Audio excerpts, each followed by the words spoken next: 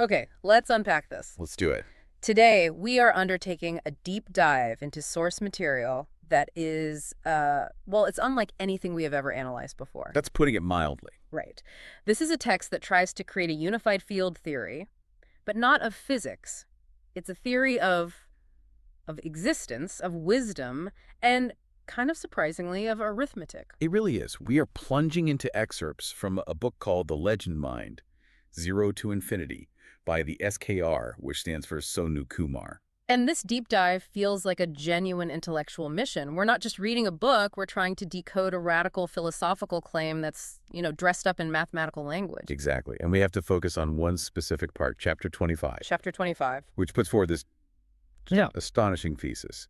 The title is One is the Mother of Real Number System. Just that title alone. Right. So to do this justice, we have to approach the author's argument almost line by line. It's like we're breaking down a cryptic ancient scroll or something. Yeah, that's a good way to put it. We have to figure out how a single foundational unit, the digit 1, is being claimed as the origin point for the entire numerical universe. A whole thing. Yeah. Including 0 and all the negative numbers. Absolutely. And look, before we even touch the digits themselves, we have to set the stage. We have to establish the spiritual and philosophical atmosphere that just soaks this entire work. You can't avoid it. You can't. It's everywhere. The text is saturated with these rhythmic, almost ceremonial phrases. The big one is the constant invocation. J-A-I-G-R-U-D-A-V. In that phrase, it's not just decoration. It honors the guru, the divine teacher. It immediately frames the whole project, not as some dry academic pursuit, but as a journey of homage and deep spiritual reverence. It's a continuous reminder, right? It tells you that the answers being sought, even the mathematical ones, are being derived through devotion, through seeking a higher wisdom. It's not about purely empirical research. And then you get the explicit guiding philosophy, the acronym that defines the author's entire stance, legend. This part is fascinating. Legend stands for L, legacy, E, even G, Gard E, and N, not D, demons. Yeah. I find that acronym just so compelling because it sets up the core philosophical conflict right from the get-go. Legacy. That's about enduring, leaving something eternal. Of course. But the second half, even God and not demons, that suggests that the natural world, maybe even the divine order, is defined by this perpetual struggle, this duality. It implies that wisdom isn't found by getting rid of the conflict, eliminating the demons. Right. It's about transcending it, or maybe understanding the balance it creates. Precisely. And that framing tells us that the mathematical theory we're about to explore, this idea that one somehow gives rise to both the positive and the negative numbers, is fundamentally rooted in recognizing this eternal duality. A duality that has to be unified. Yes, through a single primordial source. This isn't just dry numerical theory. It's a spiritual quest for unity, which the author believes will lead to what they call the great work. Exactly. If you read the preface, the author states it so clearly.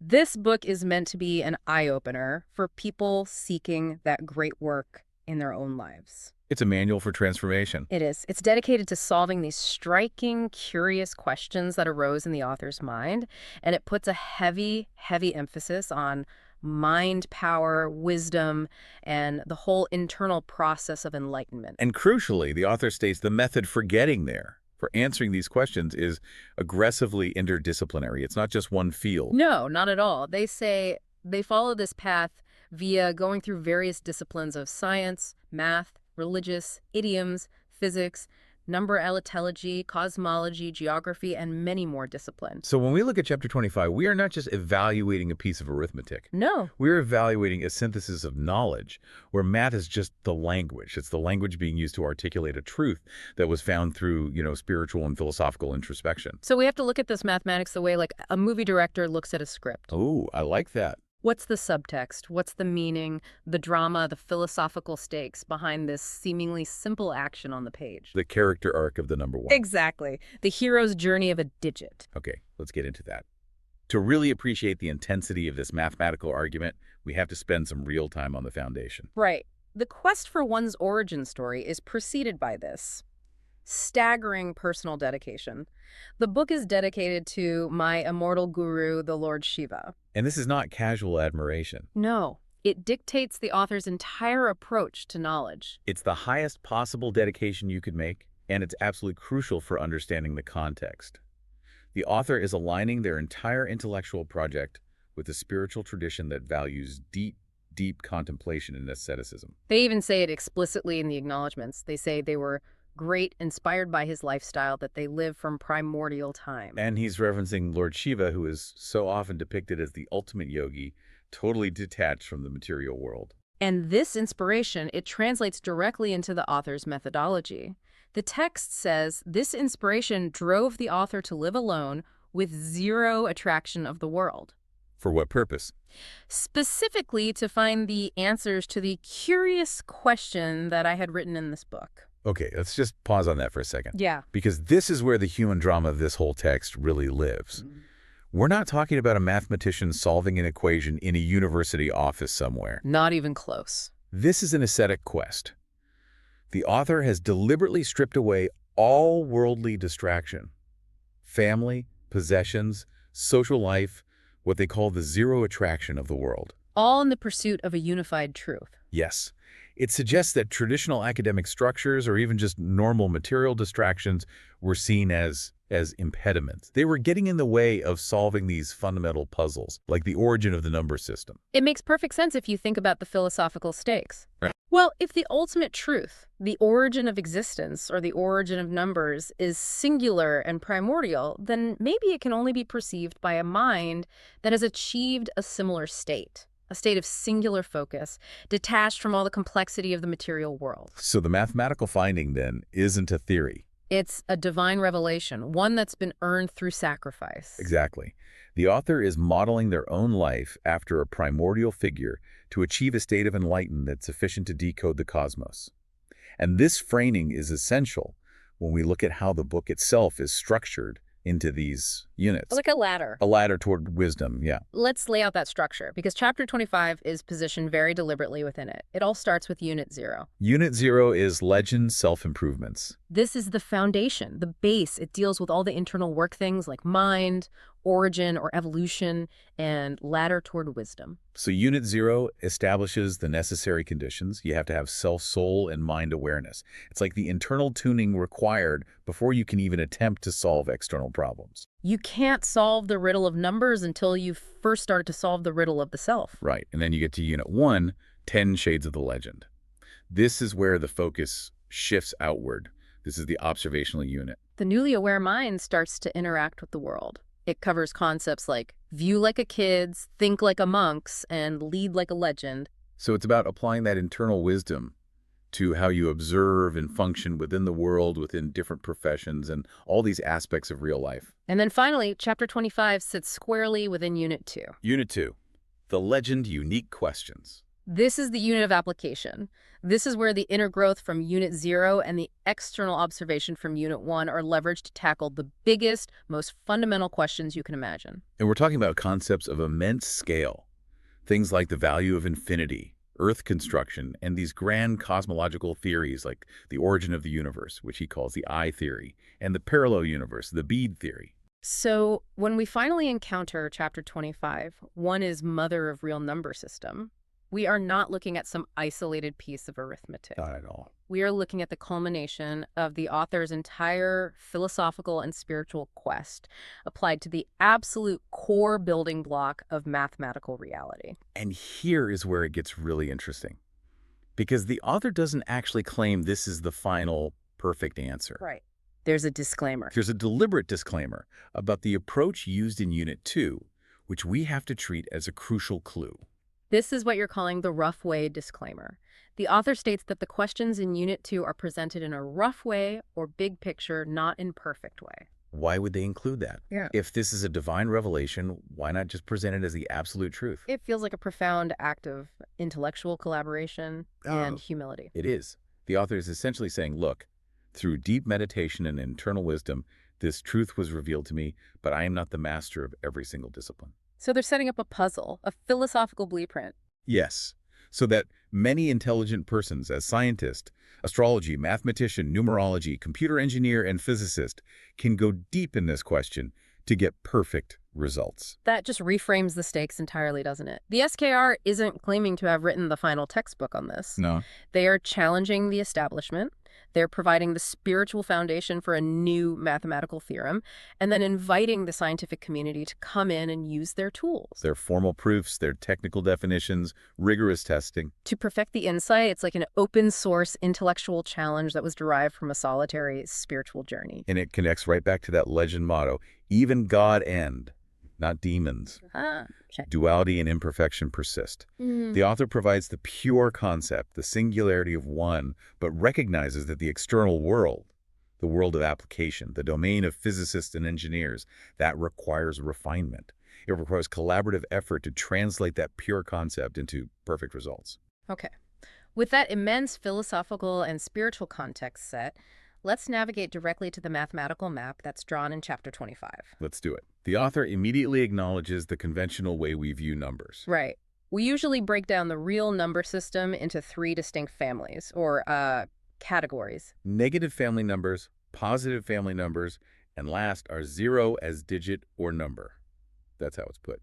And in traditional mathematics, these are often introduced through different axiomatic steps or extensions of number sets. For sure, like the natural numbers, the positives, are built on the Peano axioms, right? You start with 1 and the successor function 1 plus 1 is 2, and so on. But to get zero in the negatives, you typically need to introduce new concepts. You need the additive identity, which is 0, and additive inverses, the negatives. They don't just pop out of the number 1. And this is precisely where the author presents the striking question. The premise that everything, absolutely everything, hinges on. If I say that all real number system is evolved from digit that is 1, how? That's the unification theory for numbers. The SKR is attempting to show that these three seemingly separate families, positive, negative, and 0, are not just related. He's saying they're organic evolutions. Derived only from the foundational unit of 1. But wait, let's pause on the claim itself for a second. The author claims 1 is the mother of the real number system. Right. The real number system includes the integers, which we're about to look at, but it also includes rational numbers, like fractions, and irrational numbers, like pi or the square root of 2. That is the essential technical hurdle here. The structure of the argument, as it's presented in the source, it focuses solely on demonstrating the origin of the integers. So what do we do with that? Well, we have to consider this through the lens of that rough way disclaimer again. Philosophically, if 1 creates the dimensions of existence, positive, negative, and the balance point, 0, then the entire space, the entire real number line, is fundamentally derived from that source. Okay, so the author might be implying that once 1 has generated the integers, which kind of create the numerical scaffolding of the line, The skeleton. and the other, more complex numbers are just ratios or mathematical relationships between those primary results. The unit 1 defines the space, and all the other numbers just fill it in. That's a crucial interpretation. The goal is to establish the single, unified origin, the digit 1, as the progenitor of all the families. It encompasses the magnitude, The positive. the inverse magnitude, Derivatives. and the perfect balance, 0. Okay, now let's see the mathematical demonstration. Let's see how this plays out for the integer line. We move now into the first practical demonstration, the first chart provided by the author, which uses the fundamental linear operations, addition and subtraction. And we are treating this like a cinematic birth story, right? Where 1 is the lead actor, creating the entire stage from itself. And we start with addition operations. The focus here is generating the positive family. The author establishes the identity. $1 equals $1. The unit exists. And then the process of creation begins. It's built entirely on the self-interaction of that unit, the recursive addition of the foundational 1. We see it laid out. $1 plus 1 equals 2, 2. $1 plus 1 plus 1 equals 3, 3. $1 plus 1 plus 1 plus 1 equals 4, 4, 3. And the source explicitly charts this pattern all the way up to 6. But the pattern is crystal clear for the entire positive family. It's a really powerful visual demonstration of how the positive integers are dependent on 1. Every positive number is just a measure of how many times the unit 1 has added itself to its own accumulating sum. So 1 is the engine of positive magnitude. It's the source of all quantity. This part is, mathematically intuitive. It confirms 1 as the building block for the natural world. But the radical part comes immediately afterward. with the subtraction operations. This is the critical juncture. This is where one is forced to generate its own opposite, fulfilling that philosophical duality we saw in the legend motto. And first, we witness the crucial generation of zero. This is a moment we really have to linger on because it challenges conventional mathematics pretty directly. The author shows $1 always an HS, and the conclusion is stressed right there in the text. Number one is also the origin of zero by applying subtraction operation between two ones. So what's the profound difference here? In standard mathematics, zero is often defined axiomatically. It exists as the element that when you add it to any number, it leaves that number unchanged. It's an accepted given, a rule of the game. Right. But the SKR is arguing that zero is not an assumption. It's a necessary result. It's the dynamic consequence of the foundational unit, 1, interacting with itself through its inverse operation. So zero isn't nothingness in this view. It's the perfect state of balance that's achieved when existence perfectly cancels itself out. Exactly. It's the numerical equivalent of the philosopher achieving that zero attraction of the world. It's the dynamic equilibrium that is inherent in the unit itself. I mean, that's a massive philosophical leap. It creates a narrative for zero, a backstory. If 1 represents the unit of presence, or self, then $1 owens is inherent in the very nature of the unit itself. It's not an intruder to the system. No, it's the shadow cast by the light of 1. And once that perfect balance, zero, is established, the author immediately moves to the generation of the negative family. Using the continued subtraction of 1 from that resultant zero state. We see the chart continue, demonstrating the creation of inverse magnitude. $1 a 1, 1 else mech is no 1, 1 matter is 1 sis. And this continues down to $3 in the source material, but again, it demonstrates the pattern for the entire negative family of numbers. The drama is complete. The whole system is generated entirely by one foundational unit and just two basic actions, adding itself and subtracting itself. The number line, which stretches from negative infinity through that singularity of 0 and all the way out to positive infinity, is revealed as the organic product of the number 1. The source material confirms this synthesis. It says, as you see the above chart, it shows that how numbers like -4, -3, -1, 0, 1, 2, 3, 4, 5, 6 are evolved from digit 1. And then it concludes. In other words, we say that the source of all numbers is 1. It's a mathematically presented proof that the physical extent of the integer universe is born from a singularity. This has powerful implications for you, the listener, who is maybe focused on internal growth, as per Unit 0. How so?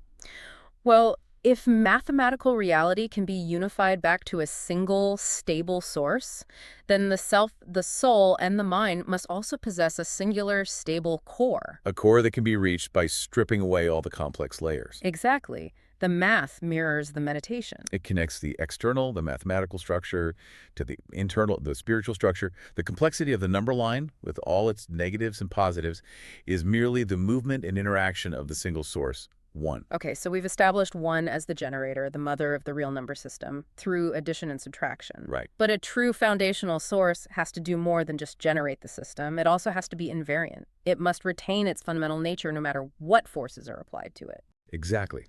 The author recognizes this need for constancy. If 1 is the primordial source, it cannot be fundamentally altered or degraded by the very operations it creates. So he introduces the second chart. The second chart, which is there to define the dual constant identity of the digit 1 using the remaining two fundamental operations, multiplication and division. The goal here is to see next another two operations like multiplication and division between 1 and its type, to confirm its self-sustaining nature. Let's look at the multiple operations chart first. This confirms what he calls the invariance of multiplication. It begins naturally with 1 equalizes 1. Then we see the process of self-multiplication laid out. $1 times 1 equals 1, 1. $1 times 1 times 1 equals Rebin. It continues. $1 times 1 times 1 equals 1, 1, all the way through 6 repetitions in the chart. This is the proof of the eternal, isn't it? No matter how many times 1 is combined with itself, no matter how many iterations of the foundational unit are brought together to create a product, the result remains 1. It resists accumulation. Yeah. And if we link this back to the dedication to Shiva, the immortal guru one represents the mathematically immortal concept. It's the ultimate expression of self-identity. If multiplication is the operation of growth and repetition, 1 proves that its identity is impervious to that growth. It is self-sufficient. It is complete. If the author is seeking the eternal, unchanging truth, They have found it in the identity of this single digit. And this foundational constancy is powerfully mirrored by the division operations. This details the invariance of division, which tests the unit's ability to resist being broken down or fragmented. And we see the exact same pattern of identity retention. Ah, $1, 111, 101, equals 101. yeah. Again, shown up to 6 repetitions. Division is the act of splitting, of dividing magnitude. Yet when one is divided by itself, it just remains one. It possesses the singular self-referential stability that resists fragmentation. It cannot be reduced further than its original state. It is the perfect unit. It's a complete system unto itself. The 4 basic operations, the pillars of arithmetic, have now all been applied. And 2 of them have shown 1 as the generator of dimension addition and subtraction, and the other 2 have shown 1 as the maintainer of identity multiplication and division. It's a proof of its comprehensive mathematical primacy. And the author wraps up this section with a very specific family metaphor that links these operations back to that central philosophical quest for the source. How do they say? They state, digit 1 as father has 2 sons, where first son belonged to multiple operation family and second son belonged to division operation family. That visual is key. 1 is elevated from the mother who birthed the number line Through addition and subtraction, yeah. to the father, the unchanging presiding authority who defines the nature of the remaining operations. The dual sons, multiplication and division, they represent the 2 ways numbers can interact, combining and separating. Yet the father, 1, remains both the source and the perfect constant result of both of those actions. It's such a powerful integration of the philosophical and the mathematical. The author is suggesting that to understand the number system, we must first understand the singular source that is both generative and immutable. The ultimate unit. Yes. If we challenge this again, though, from a purely technical standpoint, the fact that 1 times 1 equals 1 and 1 divided by 1 equals 1 is technically true for any identity element in any number field. Of course. So what makes the SKR's interpretation so revolutionary is not the fact of the invariance, but the philosophical weight they assign to it. They're claiming it is evidence of its foundational and eternal nature. Absolutely. The rigor comes from the context. In the legend mind, this mathematical stability is proof that the search for the eternal, for legend, and for the divine, Shiva, has been successful. And the concept of 1 provides the blueprint for that eternal truth. So we have journeyed from the author's solitary ascetic dedication all the way through this line-by-line demonstration of how 1 creates positive, negative, and 0 through 4 simple operations. Now we have to synthesize these findings. The chapter's ultimate conclusion really solidifies the entire thesis. It says, 1 is the mother of real number system with 0, and 1 is defined into 2 family as multiple and division family. It's a statement of complete numerical unification, all under a single banner. The elegance in the author's philosophical view lies in its efficiency. Why rely on multiple complex axioms when the entire numerical scaffolding, the dimensions of number existence, can be organically generated through the self-interaction of a single immutable unit? And we can return now to the relevance for you, the listener. Why should someone who's focused on great work or enlightenment care about the origin of the number system? The answer lies in connecting this back to the structure of the book itself. This chapter, remember, is the application of self, soul, and mind awareness, which was established back in Unit 0. So if the external world of mathematics, this world of seemingly infinite complexity and duality, can be traced back to a singular, stable, and perfect source, The number 1. then the internal world of the self must operate on the same principle. Correct. The author is implying that achieving self-awareness means recognizing your own singular, immutable 1 inside you. The process of generation, addition, and subtraction, and the process of maintaining identity, multiplication, and division, they become metaphors for personal life management. To achieve unity in the self is to understand the numerical truth of the cosmos. The entire book, 0 to Infinity, is charting this path of enlightenment from the smallest perfect unit to the largest concept of limitlessness. This is where we have to bring back that rough way disclaimer one last time, because it ties into our job here of critical thinking. Right. We acknowledge that technically this proof only explicitly covers the integers. It doesn't cover the full domain of the real numbers, like irrationals and rationals. And the author is challenging specialists to bridge that gap. If a mathematician accepts the philosophical premise that 1 creates the integers, they are then challenged to use their formal tools to demonstrate how the ratios, the rationals, and the unending decimals, the irrationals, necessarily emerge from the relationships between these foundational generated integers. The thesis is complete philosophically. It just awaits scientific perfection. It's an exercise in interdisciplinary collaboration.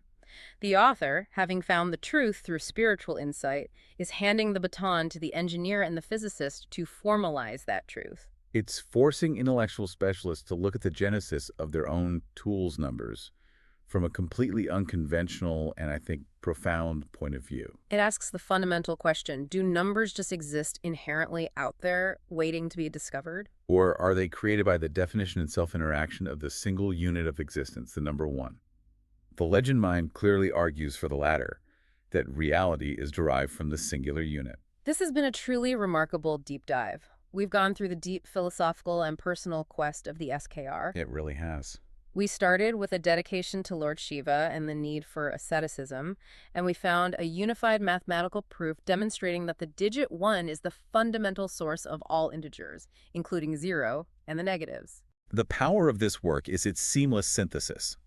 It attempts to unify the spiritual quest for the eternal with scientific understanding by grounding the abstract world of mathematics in a singular, defined, and divine origin. The journey from internal self-improvement right up to understanding the origin of numbers is treated as one continuous, unified search for truth. It is. And that unity naturally leads to the final provocative thought for you, the listener, to mull over based on the context the author provided. Okay. We noted earlier that Chapter 25, The Origin of All Numbers, is placed directly alongside the author's major cosmological theories in Unit 2. The origin of universe, I theory, and the parallel universe, bead theory. The author clearly sees a direct parallel between numerical singularity and cosmological singularity. So if the singular unit 1 can generate our entire numerical reality, positives, negatives, and the balance point of 0, what does that foundational principle imply about the origin and structure of the physical cosmos itself?